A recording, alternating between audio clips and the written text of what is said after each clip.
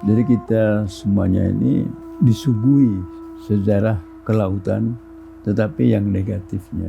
Bangsa Indonesia itu punya kebanggaan bahwa negerinya bukan daratan sebenarnya, tapi adalah kesamudraan, kelautan. Kita semuanya tidak memahami ini. Kenapa di Aceh itu terdapat makam-makam itu, yaitu orang-orang pelaut, penjajah laut yang dunia itu sampai ratusan makam itu sampai sekarang. Makam itu juga dibuat beda dengan yang lain, tinggi-tinggi sampai setinggi orang. Sedemikian hebatnya, tetapi sejarah itu tidak menuliskan. Maka Natuna itu merupakan gerbang Indonesia di sebelah utara. Di sana ada ladang minyak yang membuat dunia ini akan terkejut nih, karena kandungan minyaknya sekian tahun yang akan datang, sekian ribu barel, sekian itu tidak akan habis.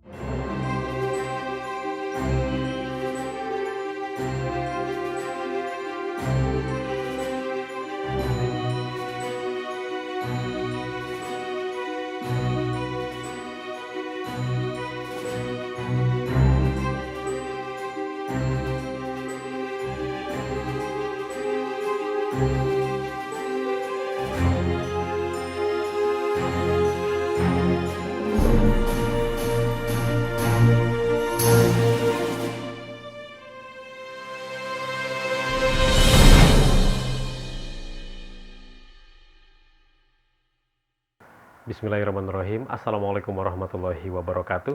Alhamdulillahirrabbilalamin. Wassalatu wassalamu ala sayyidina Muhammad wa ala alihi wa sahbihi ajmain. Rabbi zidni ilma Allahumma anfa'ni bima 'allamtani wa 'allimni ma yanfa'uni warzuqni ilman yanfa'uni. Dipancarkan dari Jalan Masjid Silaturahim nomor 36 Kalimanggis Cibubur Bekasi, Radio Silaturahim dan Rasil Visual untuk Islam yang satu. Yohan Ahad yang dirahmati Allah SWT, apa kabar Anda di sore hari ini? Semoga dalam keadaan sehat walafiat. Senang sekali saya Angga Aminuddin dapat kembali menyapa Anda dimanapun Anda berada yang dapat mendengarkan siaran kami. Yohan Ahad, kami ingin menyapa Anda yang berada di daerah Jabodetabek dan sekitarnya yang selalu setia mendengarkan siaran Rasil di AM 720. Kami juga ingin menyapa Anda yang berada di daerah Batam, Singapura, Johor, Malaysia.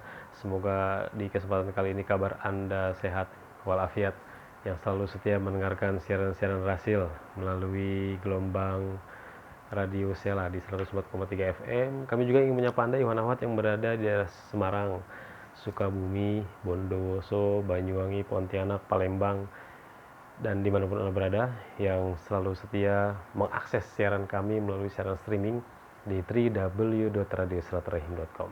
Dan Anda juga bisa menyimak, menyaksikan dan juga menonton siaran-siaran Rasil.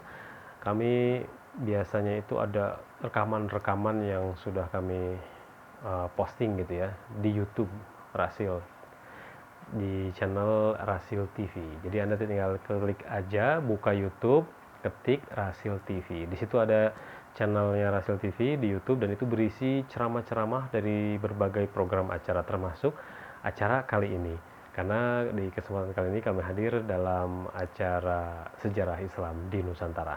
Alhamdulillah saya telah bersama narasumber kita, Bapak Profesor Ahmad Mansur Suryanegara. Assalamualaikum warahmatullahi wabarakatuh, Pak Mansur. Waalaikumsalam warahmatullahi wabarakatuh. Kabarnya sehat, Pak? Alhamdulillah, alhamdulillah, alhamdulillah. Alhamdulillah di kesempatan kali ini Yohan Ahad, kami ini bersama tim dapat kembali bersilaturahmi ke kediaman beliau di daerah Marga Hayuraya Bandung. Setelah sekian lama, ini udah beberapa bulan ya, akhirnya saya dapat kembali bersilaturahim dan kita akan gali ilmu lagi, yaitu ilmu tentang sejarah, begitu ya Pak Mansur ya? Ini kalau mengikuti isu terkini Pak Mansur, kita sekarang sudah masuk ke awal tahun di 2020. Di akhir tahun kemarin 2019, salah satu isu terhangat yang menjadi perhatian, menyita publik masyarakat Indonesia itu dari daerah Kepulauan Riau sana, Pak Mansur, daerah Natuna. Akhir tahun sampai awal tahun itu Natuna tuh panas gitu, nggak tahu panasnya kenapa. Ternyata panasnya itu ya gara-gara ada Coast Guard Cina yang masuk ke perairan Indonesia, sampai terjadi nelayan-nelayan Indonesia itu diusir padahal di wilayah sendiri. Kirain masalahnya akan selesai, ternyata cukup berlarut-larut hingga beberapa pekan gitu ya. sampai turunlah kementerian, sampai turunlah presidennya juga gitu ya. Sekarang memang sudah mereda isunya gitu ya. Nah, di sini kita ingin mengangkat sebenarnya sejarah kelautan, kemaritiman di Indonesia itu seperti apa sih? Karena masyarakat Indonesia sepertinya eh, mungkin masih sedikit pengetahuan tentang dunia kemaritiman. Kalau tadi ada isu Natuna yang naik, wah Natuna tuh akhirnya kan banyak disorot, wartawan juga banyak yang menulis gitu ya, potensi Natuna, sejarah Natuna. Padahal Indonesia ternyata wilayah lautnya begitu luas dari ujung Aceh sampai ujung Papua. Dan ternyata ketika bicara masalah kemaritiman dan laut, dalam Al-Quran ternyata banyak ayat-ayat tentang kelautan. Nah ini salah satu latar belakangnya yang ingin kami gali bersama tokoh sejarah kita, yaitu Bapak Ahmad Mansur Suryanegara. Jadi rencananya begitu Pak, kita akan mengupas sejarah kelautan ini. Sebagai pembuka, silahkan Pak Mansur.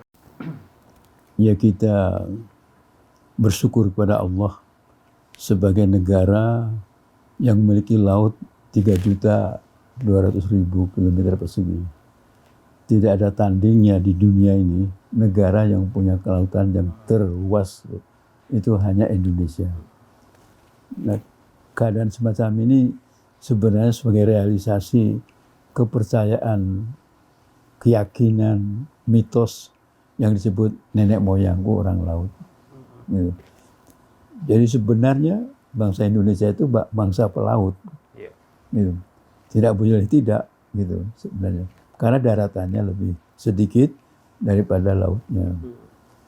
Dan kemudian kita bisa melihat keberhasilan di dalam kesatuan bangsa ini bukan terpisahkan oleh laut, tapi terhubungkan gitu, oleh laut. Oleh karena itu kalau orang Indonesia itu menyebut laut itu hanya Telaga Roa atau apa yang disebut sebagai danau saja. Itu kepercayaan di Indonesia begitu. Tidak ada satu kekaguman terhadap laut tetapi lalu melupakan laut. Justru itu merupakan jiwa bangsa ini, jiwa kelautan. Karena nenek moyangku orang pelaut. Mau dan tidak mau, penjajah itu berusaha untuk mengkikis habis pemikiran kelautan ini. Ya, orang Sunda tuh kalau nyarios, kalau mengatakan kalaut itu berarti dia lupa daratan, cinta laut soalnya. Sebenarnya begitu, tapi diartikan lagi menjadi negatif, seolah ke laut itu nggak boleh mencintai laut. Laut, istilahnya itu kayaknya jelek gitu. Iya, jelek, negatif. Padahal, nah itu yang menegatifkan itu ada upaya-upaya penjajah untuk orang Indonesia itu melupakan kelautannya. Betapa akbarnya nilai kelautan itu, mana ada negara yang punya gunung di laut. Walaupun terendam oleh laut, tapi masih menyala. Gunung di dalam laut. Iya, itu kan satu kekayaan anugerah Allah yang luar biasa, yang dinamakan Krakatau. Iya. Salah satu di antaranya. Itu masih banyak yang mempunyai kedalaman yang tinggi dan ketinggian yang tinggi di dalam dasar laut Indonesia itu ada gunung-gunung itu. Ya, ini akan saya terbitkan itu satu buku yang supaya tumbuh cinta ke laut yang luar biasa lagi. Jadi kita tuh kalau orang Surabaya sore-sore itu melihat para kadet-kadet laut itu berbusana putih-putih, lalu di sini pinggangnya tergantung semacam bayonet tapi hiasan saja. Petnya gitu, lalu baju putih berjalan. Semua yang muda-muda itu kepingin. Itu jadi itu.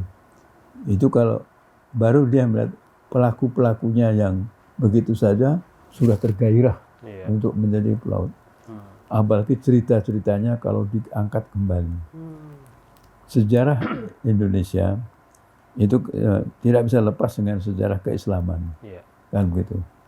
Dan sejarah keislaman tidak bisa lepas daripada kejayaan Timur Tengah. Kerajaan-kerajaan Timur Tengah itu.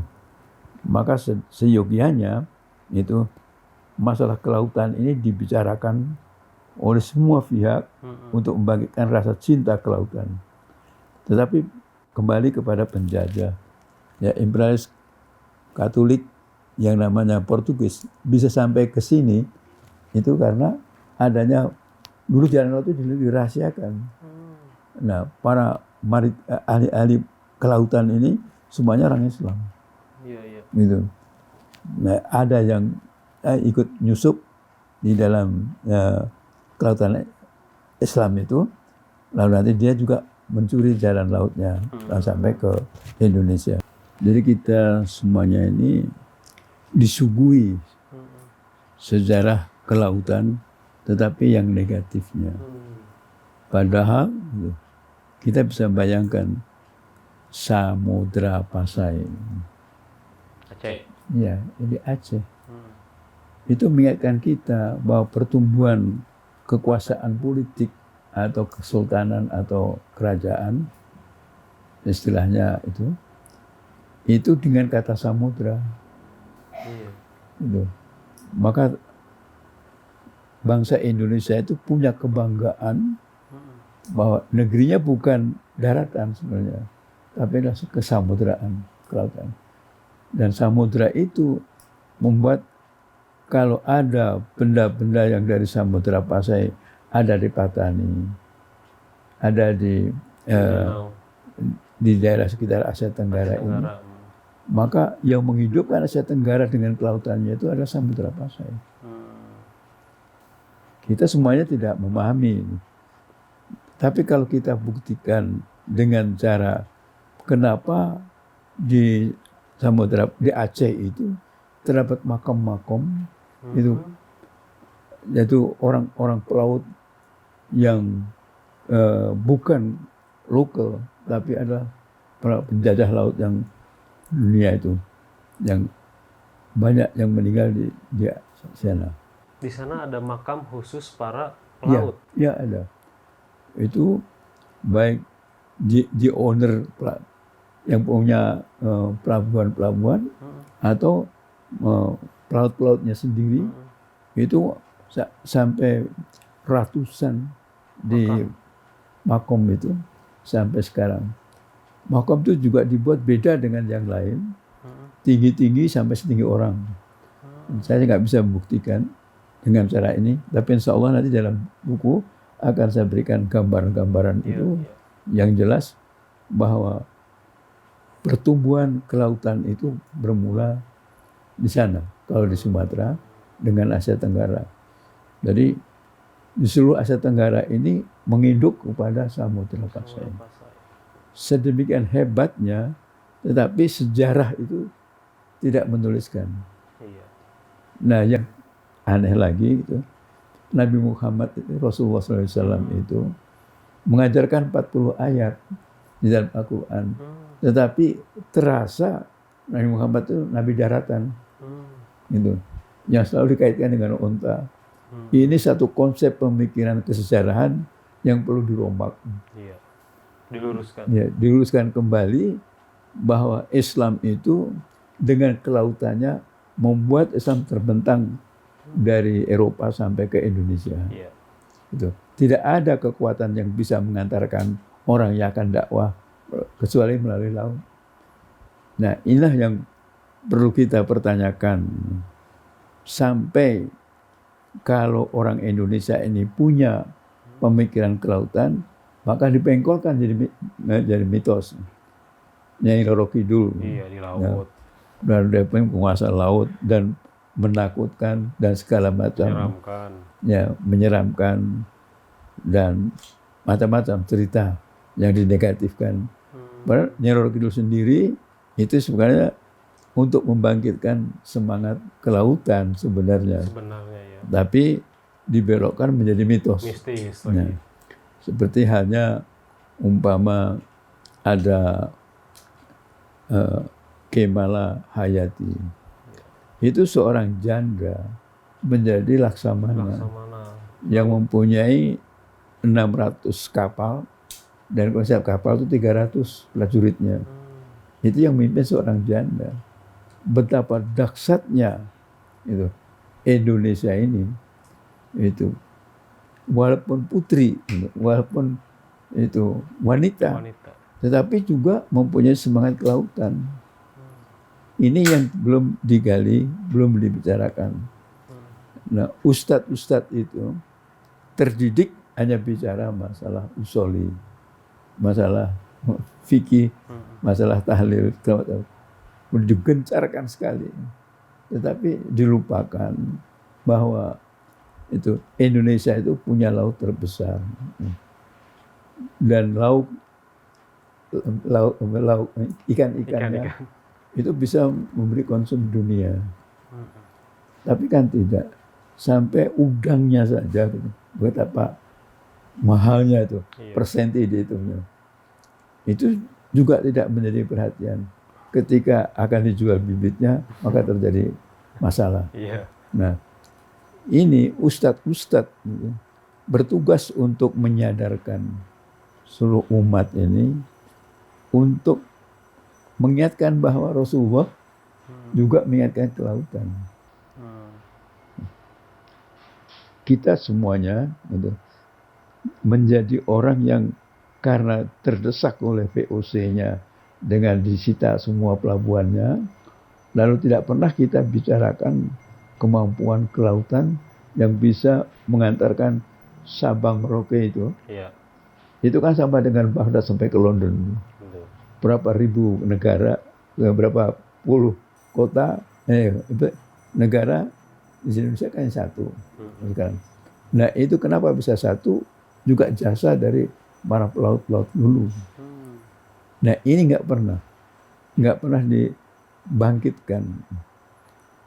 Kalau Cut Nyak-Dien itu dihebatkan, tetapi Kamal Hayati kurang. Gitu. Jadi semestinya gitu, dua-duanya itu pahlawan hebat, harus juga disejajarkan sehingga itu. Jadi kalau wanita yang mempunyai pemikiran-pemikiran ke depan, futuristik yang bagus itu sebelum Kartini siapa sebenarnya? Sebelum Dewi Sartika siapa? Itu Kamal Hayati. Mestinya begitu. Karena apa? Dia menghimpun janda-janda untuk mengadakan satu kesatuan dan kemudian mengaktifkan diri di dalam kelautan karena suaminya itu dibunuh oleh Portugis. Gitu. Maka dia tidak putus asa, lalu mengadakan satu kekuatan emak-emak kalau sekarang istilahnya, itu dari kaum wanita-wanita janda-janda itu, lalu di sana menjaga laut untuk tidak dimasuki oleh penjajah. Nah, yang bisa masuk ke zaman Belanda itu Cornelis Houtman, dibunuh oleh Kamal Hayati karena dia membuat satu kegiatan-kegiatan yang merugikan bangsa Indonesia.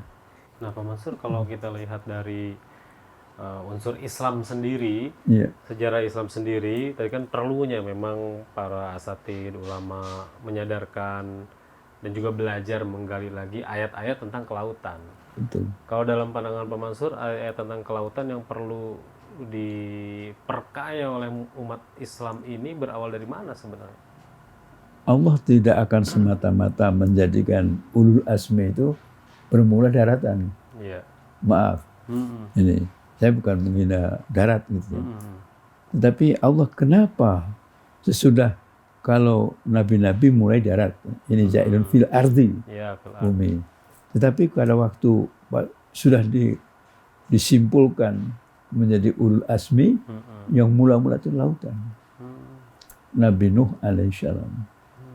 Itu dia adalah nabi yang pakar membuat kapal. Bahtera bahtera. Kapal besar. Nah, itu tidak akan mungkin. Itu kalau nilai-nilai kelautan itu rendah. Justru basic dasar untuk memahami yang namanya ulul azmi dari laut. Gitu. Karena Allah sendiri menciptakan dunia ini 71% itu laut. Laut. Nah, sisanya dari daratan. Nah, Allah menciptakan segala sesuatu dari air. Pohon mati karena nggak ada air. Nah, ini semuanya memberi ingat itu, perhatikan laut. Kan begitu. Yang lebih daripada, karena 71 dengan 39 itu kan lebih baik yang 71. Iya. Nah, kemampuan dari Nabi Nuh alaihissalam dengan lautnya itu bisa memindahkan hijrah gitu. Itu tidak hanya hijrah itu, maaf, gitu. Kalau dari Mekah ke Madinah itu kan Rasulullah ke daratan. Nah, ini dipindahkan dengan lingkungan, membuat lingkungan baru, yaitu ada fauna, ada flora, gitu, yang ikut serta ke daerah baru yang akan membuat wilayah baru dalam kehidupan kebersamaan di dunia ini, Islam. Jadi Islam itu tidak bisa lepas dari laut. Maka ditemukanlah 40 ayat yang untuk memberi ingat kepada itu. Bagi mereka itu yang menentang kepada Islam, itu laut itulah kuburannya. Gitu. Firaun. Iya. Firaun itu juga itu digambarkan bahwa Firaun itu betapa hebatnya berjaya, gitu.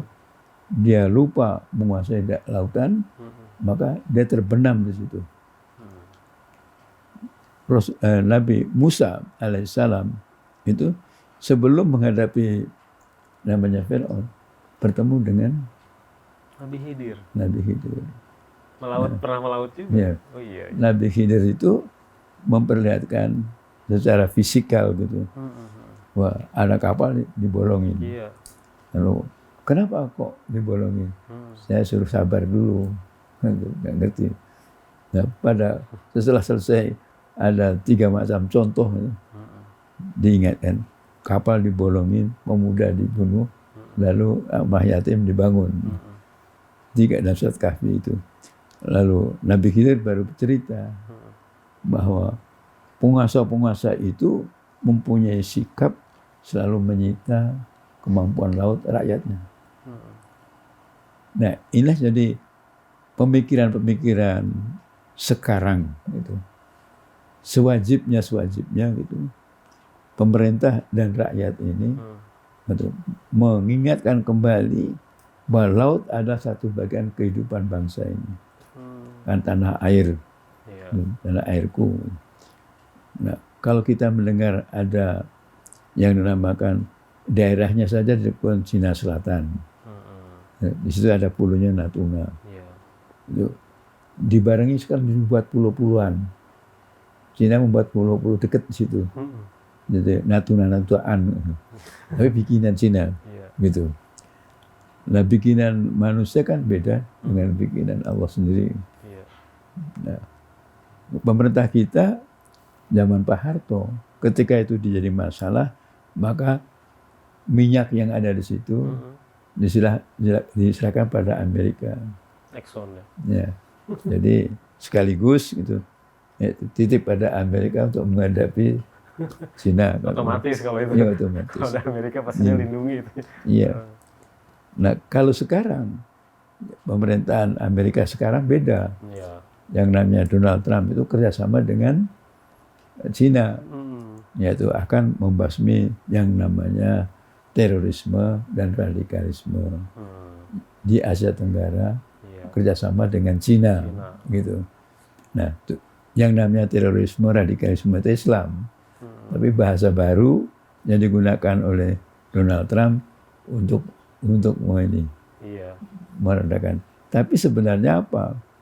Itu menurut buku-buku yang menjelaskan yang sebenarnya itu adalah rebutan minyak. Di sana ada ladang minyak yang membuat dunia ini akan terkejut nih, karena kandungan minyaknya sekian tahun yang akan datang, sekian ribu barel sekian itu tidak akan habis. Belum ikannya. Gitu. Maka Natuna itu merupakan gerbang Indonesia di sebelah utara, gitu. Kalau Cina Selatan, gitu. Tapi kita sebelah utara, yang tidak mungkin tidak harus itu. Yang menjadi masalah, gitu.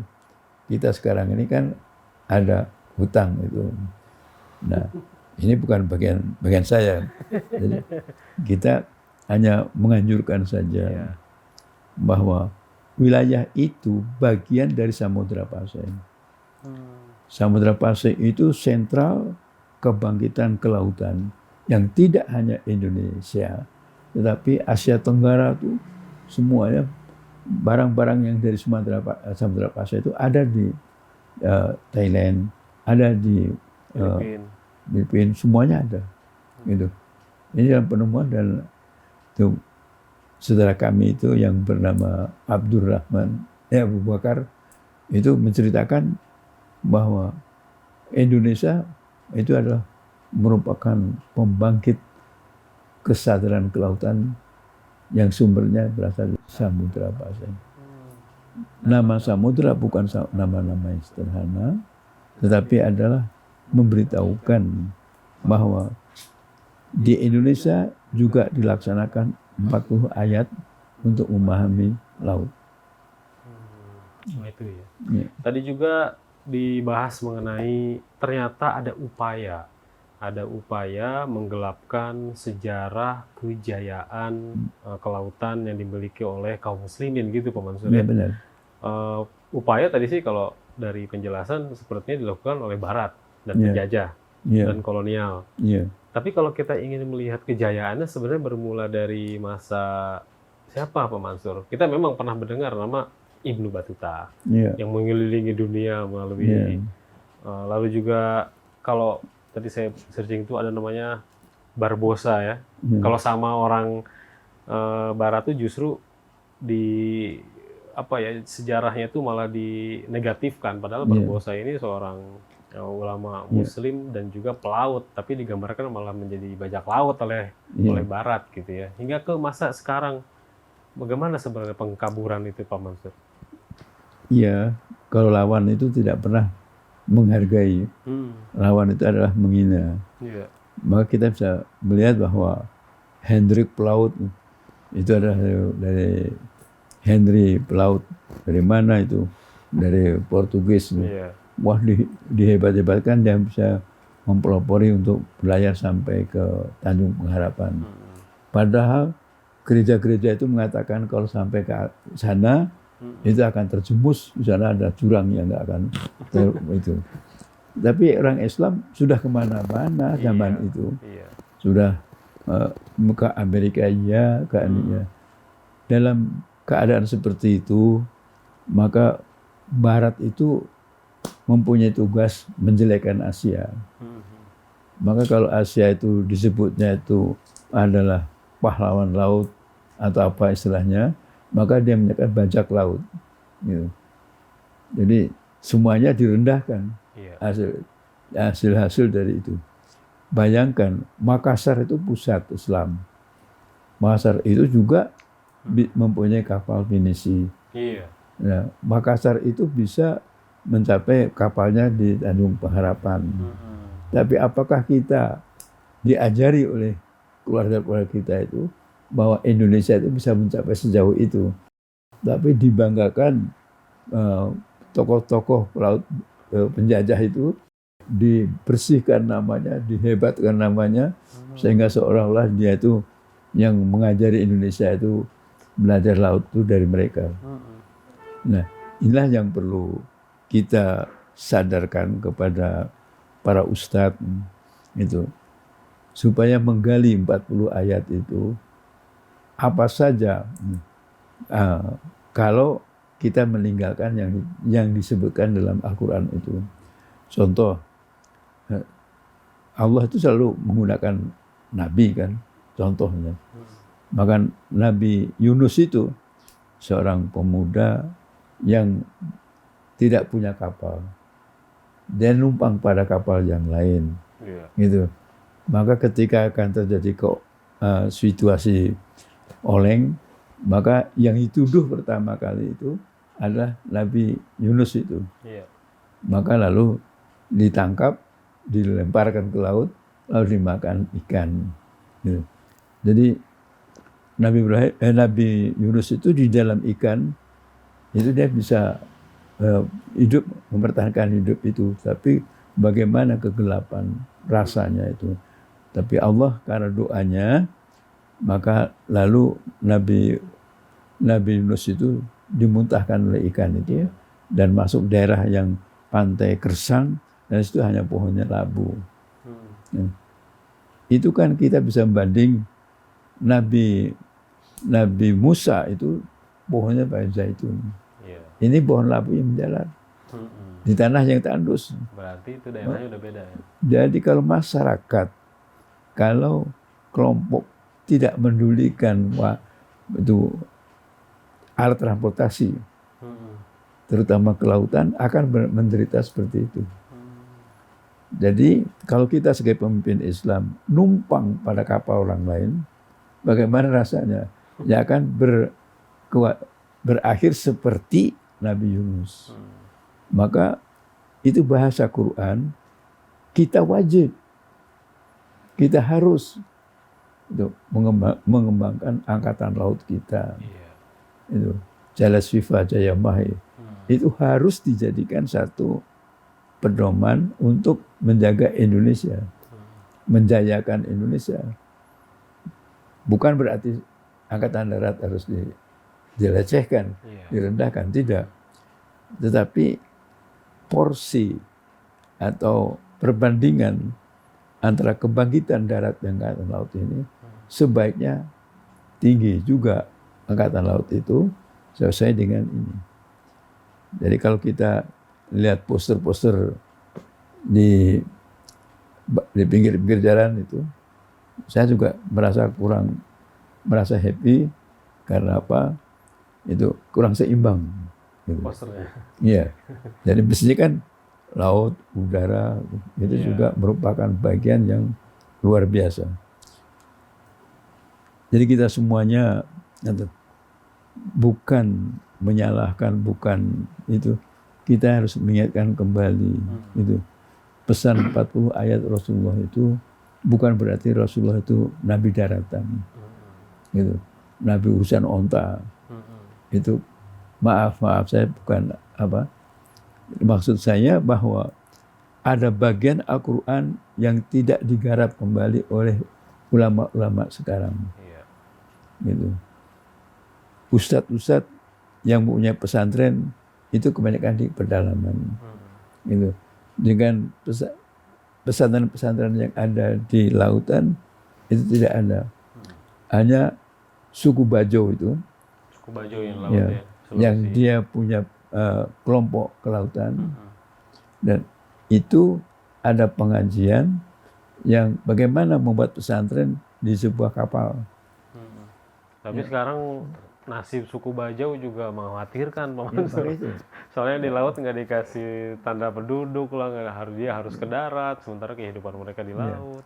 Jadi itu ada satu kehidupan, dia bisa hidup di laut, tetapi itu tidak sehebat yang di darat.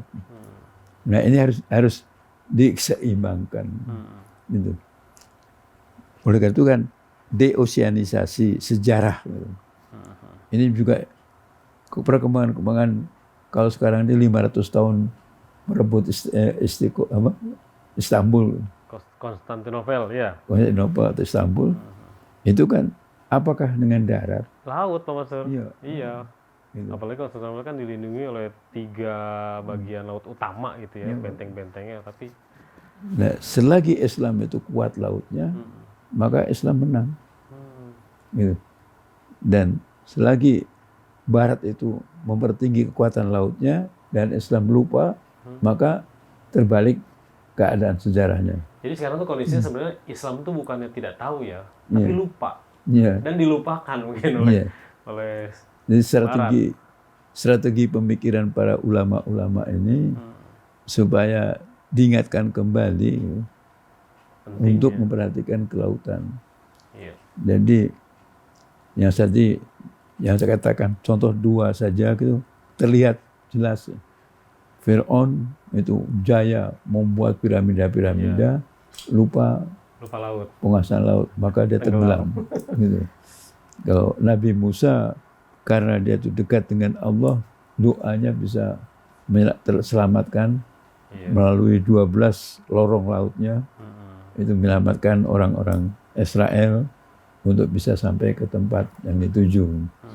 Tapi dijelaskan bahwa Nabi Musa berjaya karena bisa mengubah laut itu menjadi 12 jalur Iya. untuk menyeberangkan. Nah, ini nggak pernah diperhatikan bahwa tanpa penguasaan laut kita nggak selamat seperti Firaun. Dan Nabi Yunus itu numpang saja sudah menjadi kecelakaan. Gitu. Jadi kalau kita selama ini gitu, jiwa kelautan dan pembuatan kelautan itu pun tidak dimiliki, ini berbahaya sekali. Berbahaya. Sedangkan Nabi Nuh alaihissalam ketika sekarang diketemukan peninggalannya, ternyata bahan-bahannya itu dari Jawa Timur, Jawa Timur. Dari wilayah Nusantara gitu ya. Ya. Jadi kalau bahan laut dan kapalnya Nabi Nuh saja di Jawa Timur, kenapa Jawa Timur ini tidak menjadi berjaya? Ya alhamdulillah kita punya Profesor B.J. Habibie, Dr. B.J. Habibie yang membuat PT PAL ada di Surabaya, sehingga kita bisa memproduk kapal-kapal yang bisa berarti alutsista yang dijual di Filipina dan lainnya. Iya betul gitu. Pak. Itu. Jadi kita ini semuanya itu tertidur, gitu. Sehingga kita akan kehilangan Natuna. Gitu. Kalau kita semuanya, dan alhamdulillah menteri-menteri kita tidak mau berunding batas, tapi menteri kita hanya akan berunding itu bayar hutang atau bayar apa kontan atau tidak gitu. Itu mungkin begitu. Tapi saya hanya mungkin saja. Tapi yang jelas Jepang memberikan bantuan 5 kapal untuk Natuna itu. Pasti ada kepentingan juga ya Pak ya? Iya. Jepang juga ada berkepentingan untuk menyelamatkan Natuna dari kepentingan internasional. Bukan akan dikuasai oleh Cina. Karena Indonesia terbuka, kalau Cina kan tertutup. Iya.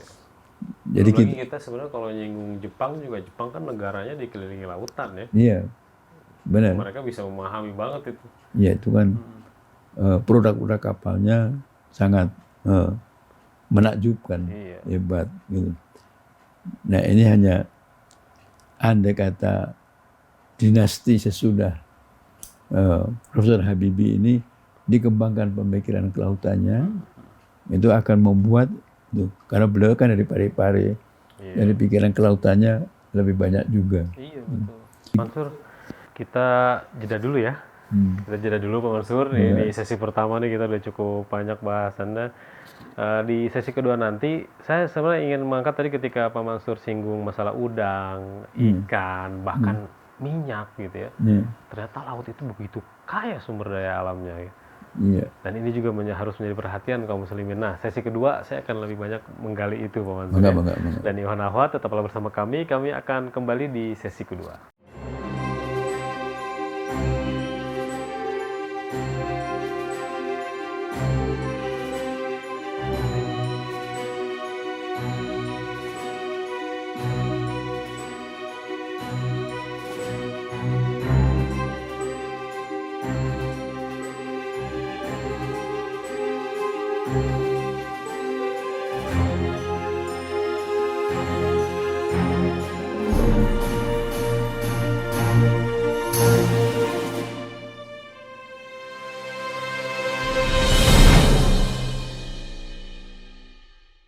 Radio Silaturahim dan Rasil TV untuk Islam yang Utuh, Ikhwan Akhwat yang dirahmati Allah SWT. Terima kasih masih bersama kami dalam acara Sejarah Islam di Nusantara. Di edisi kali ini kami membahas mengenai sejarah kemaritiman dan sejarah kelautan yang kaitannya dengan Al-Quran dan juga kaitannya dengan eksistensi Nusantara atau eksistensi negara Indonesia yang memang memiliki wilayah kelautan yang sangat luas dan bahkan terluas dibandingkan negara-negara lain. Di sesi kedua ini Pak Mansur tadi saya ingin menyoroti ketika Pak Mansur menyebutkan bagaimana di laut itu ada ikan, ada udang, bahkan ada kekayaan sumber daya alam seperti minyak bumi gitu ya. Teringat ayat Al-Quran di surat Al-Maidah ayat 96 ini Pak Mansur, yang artinya dihalalkan bagimu binatang buruan laut dan makanan yang berasal dari laut. Ini kan udah gambaran sebenarnya dari Allah gitu ya, bahwa laut itu sumber makanan, sumber kekayaan, dan sumber penghidupan bagi manusia. Makanya Barat begitu ngebet gitu, Islam ini jangan sampai menguasai laut begitu mungkin ya. Iya. Jadi kalau kesadaran kelautan dari umat Islam itu dan rakyat Indonesia pada umumnya, dan kemudian pemerintah dengan strategi kelautannya, itu Masya Allah, gitu. Indonesia ini akan menjadi superpower dunia dari lautnya saja, gitu. Ibaratnya begitu. Jadi kita bisa melihat apa yang dinamakan omega itu adalah obat diambil dari laut. Karena laut itu omega dari ikan. Ikan yang rame-rame berjalan, wild fish itu, tapi tidak ada yang tabrakan. Gitu. Kenapa? Itu matanya tajam. Kenapa? Otaknya luar biasa, jantungnya kuat. Maka belajar dari ikan itu, maka dilahirkan satu obat yang dinamakan omega. Omega 3. Jadi kita bisa bayangkan sumber laut hanya dari tingkah laku itu sudah menjadi satu pelajaran yang membuat terbinanya kesehatan, terjaganya kesehatan oleh jasa ikan itu. Melihat dari itu, apalagi ikan yang lain-lain itu luar biasa. Walaupun ikan paus itu di Australia gitu, tapi juga ada yang mampir ke sini. Jadi perjalanan laut itu, perjalanan ikan itu beda-beda itu, dan juga yang namanya air laut bertemu di antara utara dan selatan itu di Indonesia. Gitu. Itu merupakan kekuatan yang tersendiri di dalam teori kelautan yang tidak dimiliki orang lain. Nah, ini juga belum dibahas secara ilmiah yang membuat orang itu bangga dengan keindonesiaan, diberikan oleh Allah segalanya. Gitu. Jadi kalau kerbau mati, sapi mati di daratan, itu jadi bangkai. Tapi ikan mati itu nggak menjadi, ya nilainya tidak jadi bangkai, tapi juga masih sehat, diizinkan oleh Allah untuk dijadikan makanan. Jadi kalau Indonesia terberitakan ada masyarakatnya kelaparan, itu yang salah siapa? Nah, jadi kalau ini betul-betul ada keadilan, gitu, kebenaran yang dijalankan oleh pemerintah, maka tidak akan anak kelaparan, orang tua kelaparan, atau masyarakat yang bentuknya banyak kelaparan, karena kekayaannya tidak terhingga. Yang namanya kita ada di Sumatera, ada di Jawa, tambang-tambang minyak, itu ada lagi lepas pantai. Itu yang orang-orang Israel yang ikut di dalam membantu perang Vietnam itu mengorbankan 50.000 serdadu Amerika. Untuk mendapatkan konsesi pengeboran lepas pantai. Nah, Indonesia tidak usah ada pembunuhan semacam itu. Indonesia. Itu yang di mana dan di mana.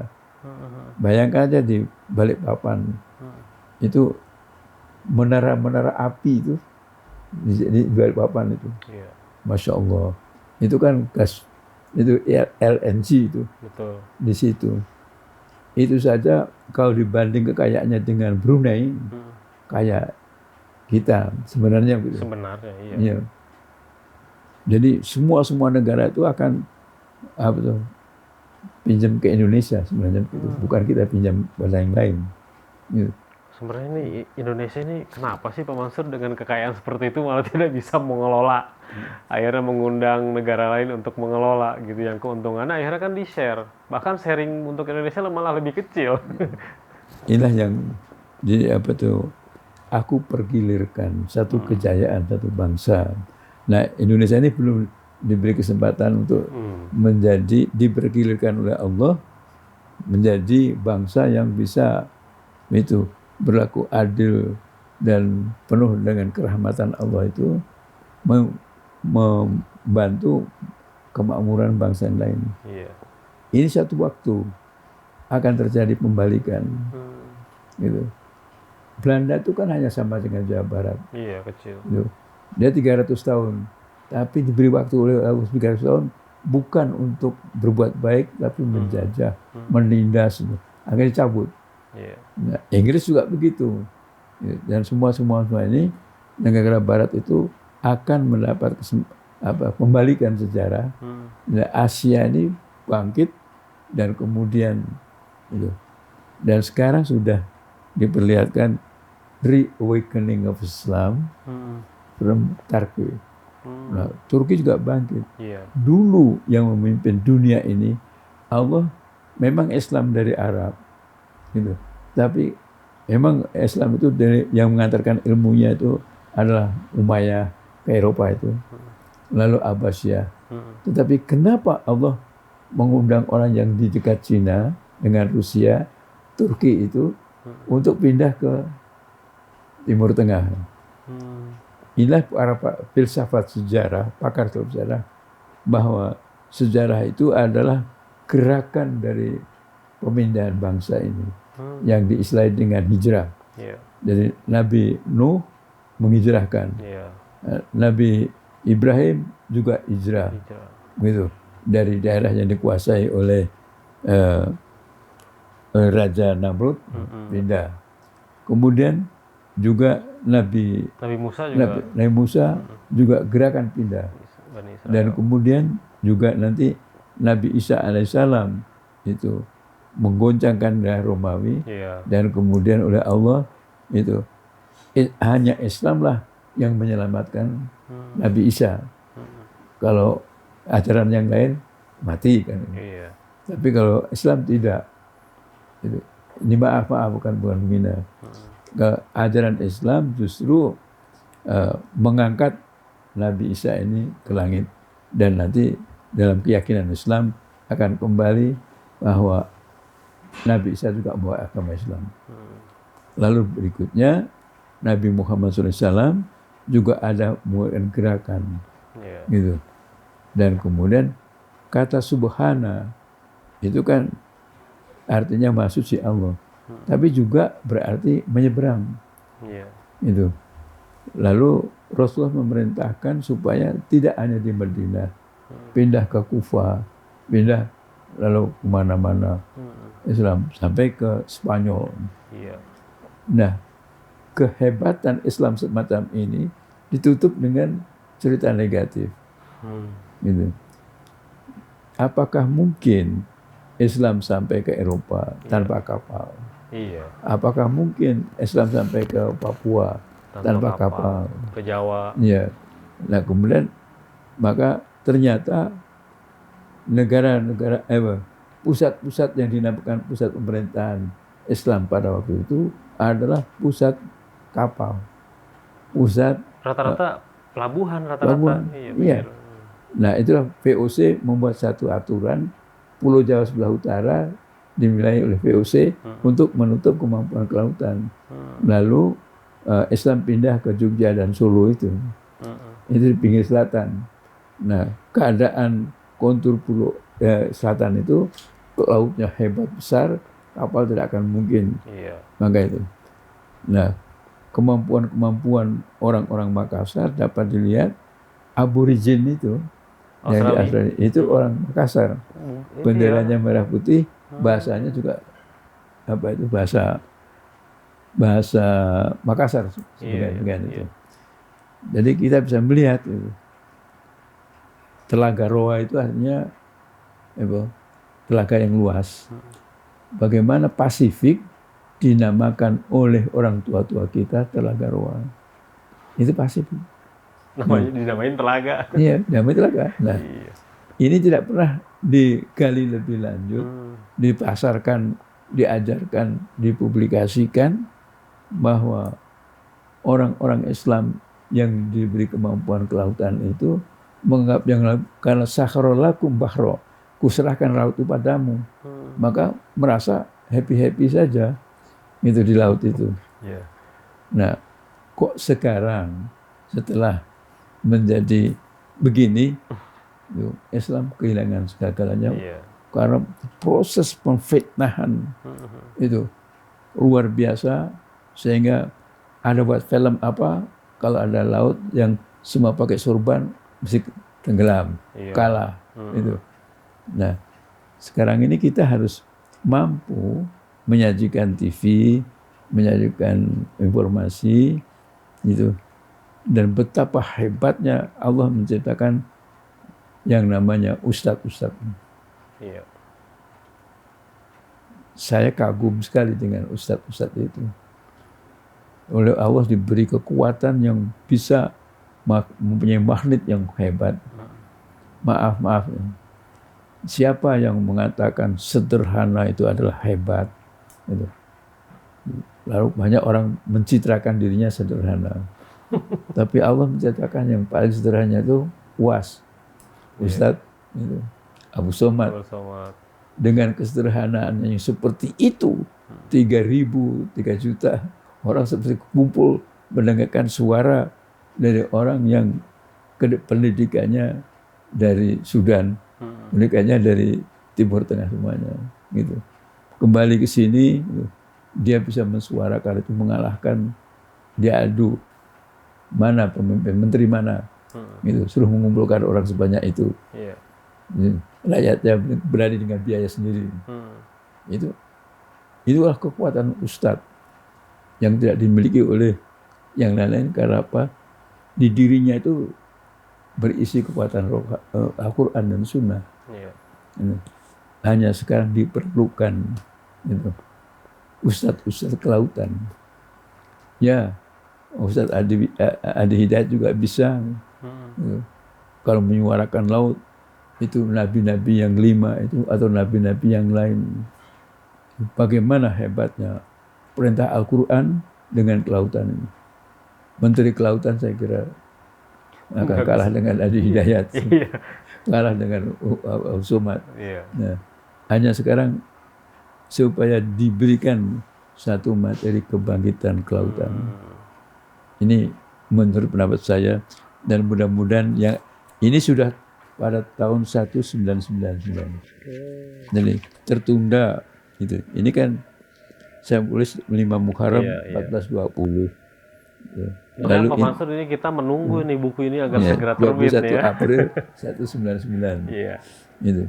Ini sejarah yang dinamakan ya tidak menentang Pancasila kelautannya, tidak menentang itu Undang-Undang 45. Ini semuanya saya hadirkan dalam tulisan ini. Bagaimana kita bangga kelautan itu karena ulama-ulama terdahulu pelaut-pelautnya itu Islam. Itu. Kalau di buku itu dibahas juga mengenai deklarasi Juanda nggak? Kan Jelas. kita tahunya tuh sejarah kelautan tuh pasti ada kaitannya sama Juanda. Ya, gitu. nanti ada gambar-gambarnya ada. Saya lengkapi. Iya, gitu. iya. Ini mudah-mudahan akan lebih yang pakarnya menulis. Ini juga tentang kelautan, tentang macam-macam aneh laut di dalam Al-Quran disebutkan. Ternyata juga di dalam ilmiah antara ilmu kelautan ada.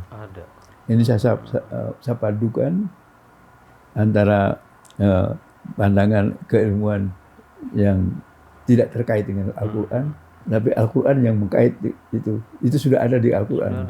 Sudah ada semuanya. Iya. Jadi Masya Allah, kalau buku ini dipegang oleh ustadz-ustadz yang mempunyai kemahnitan bicara yang dahsyat itu, insya Allah itu, kebangkitan kelautan itu tidak lama lagi. Dan kita tidak ada ngurus udang yang segede apa, yang sekecil apa, tetapi kita akan mengurus lautan yang akbar. Anugerah Allah, rahmat Allah yang diberikan bangsa ini. Itu. Insya Allah nanti akan menjadi negara yang bisa memakmurkan pula yang lain. Karena Indonesia bukan imperialis. Indonesia adalah mengajak kehidupan yang Bandung Spirit di Konferensi Asia Afrika dan Konferensi Islam Afrika dan Asia, itu semuanya sudah dirumuskan juga pemikiran kebersamaan dalam keAsiaan Afrika kan, dan untuk disumbangkan ke dunia supaya menciptakan kedamaian, bukan mencari minyak tapi dengan menghantam Saddam Hussein. Lalu sekarang siapa lagi itu? Bersamaan Amerika berhasil membunuh Iran, lalu ada kapal-kapal mendekati Natuna.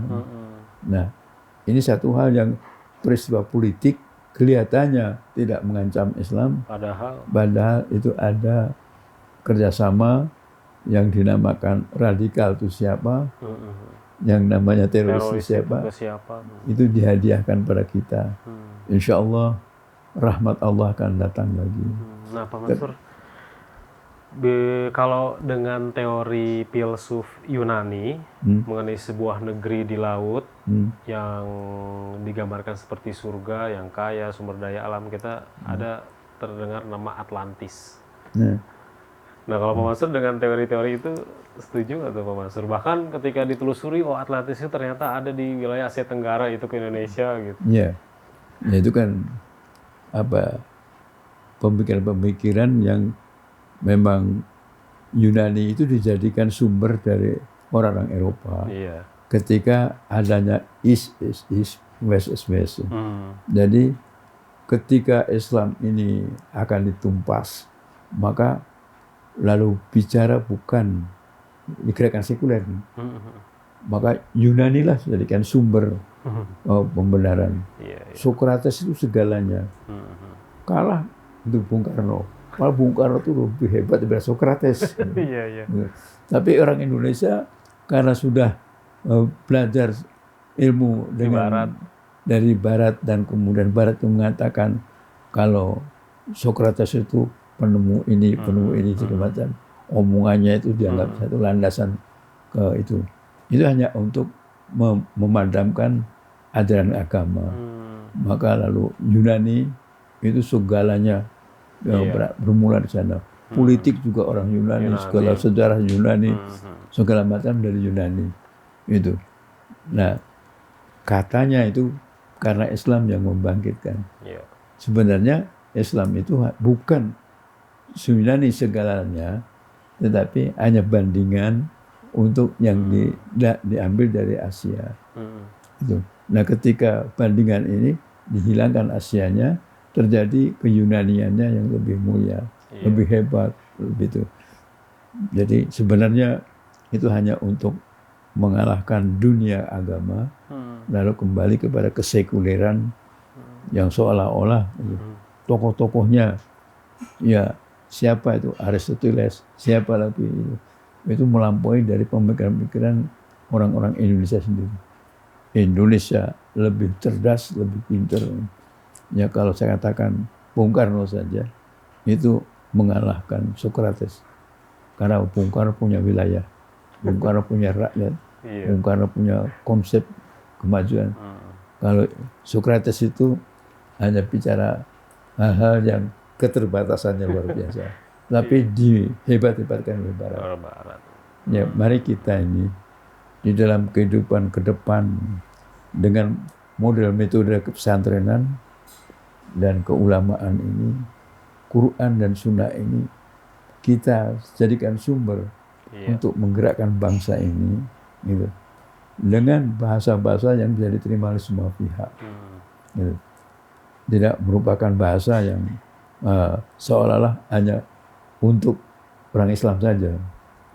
Ini diperlukan kemahiran, kecerdasan, kebijakan para pemikir-pemikir politik, pemikir lain-lainnya itu mengislamkan itu bahasa-bahasa kepentingan kebersamaan ini dengan bahasa kita sendiri. Gitu. Insya Allah. Baik. Pak Mansur, kita sudah dibatasi oleh waktu. Ini Ikhwan Ohad menarik sekali membahas mengenai sejarah kemaritiman, sejarah kelautan, berdasarkan Al-Quran dan juga berdasarkan apa yang sudah terjadi selama ini yang kita lihat. Dan Pak Mansur, sebagai penutup dari seluruh bahasan kita, mungkin kesimpulan yang ingin disampaikan apa? kita sebagai bangsa yang sekarang sedang bangkit di tengah-tengah globalisasi di mana Amerika ingin buat hegemoni, dan ketika Rusia sudah tidak berdaya, maka sekarang ini yang dijadikan lawan adalah Islam. Nah, sebenarnya itu kalau takdir Allah sudah untuk Indonesia, maka apa yang menjadikan hantu, ketakutan dan segalanya yang datang dari Amerika itu tidak berdaya sampai di Indonesia. Insya Allah Indonesia akan bisa memberikan jawab yang paling baik, paling benar dan paling diterima oleh dunia. Bukan hanya untuk Asia Tenggara, tetapi itu bukan karena Indonesia itu ingin melampaui Amerika, melampaui itu, hanya menyatakan kebenaran yang tumbuh di Indonesia ini, yang sudah lama, walaupun tertindas, tapi tetap percaya. Islam dengan bahasa keindonesiaannya akan bisa diterima oleh semua pihak, karena hanya Indonesia lah kehidupan keberagamaan itu ada kerukunan yang sangat dipuji oleh dunia luar yang tidak punya. Kita Indonesia dengan berkah rahmat Allah, maka segala yang sekarang sedang mulai naik mudah-mudahan semakin baik. Kenaikan bukan untuk mengancam dunia luar, tapi kenaikan untuk ikut kebersamaan menciptakan kemakmuran. Baik. Terima kasih banyak Pak Mansur atas ilmunya dan Ikhwan Akhwat. Kita doakan semoga buku yang beliau tulis, beliau gagas dari ide, pengetahuan dan juga pengalaman mengenai kemaritiman dan juga sejarah keislaman. Nanti rencana judulnya itu Deoseanisasi Sejarah Islam. Enggak ada Islam. Itu sejarah. Baik. Mudah-mudahan itu nanti diberikan kelancaran Pak Mansur ya, supaya cepat terbit. Karena penting tadi untuk para dai gitu ya, untuk dibelajar dan disampaikan ke umat gitu ya. Semoga Pak Mansur juga selalu diberikan kesehatan Pak Mansur untuk selalu terus menyuarakan kebenaran, berdakwah, menyampaikan sejarah yang betul-betul harus disampaikan kepada umat. Demikianlah Ikhwan Akhwat dari tempat rekaman di kediaman Bapak Mansur. Saya Angga Aminuddin, ditemani oleh rekan yang bertugas ada Atep, Fai dan juga Rizal. Undur diri. Billahi taufiq wal hidayah. Subhanakallahumma wa bihamdika asyhadu an la ilaha illa anta astaghfiruka wa atubu ilaik. Assalamualaikum warahmatullahi wabarakatuh.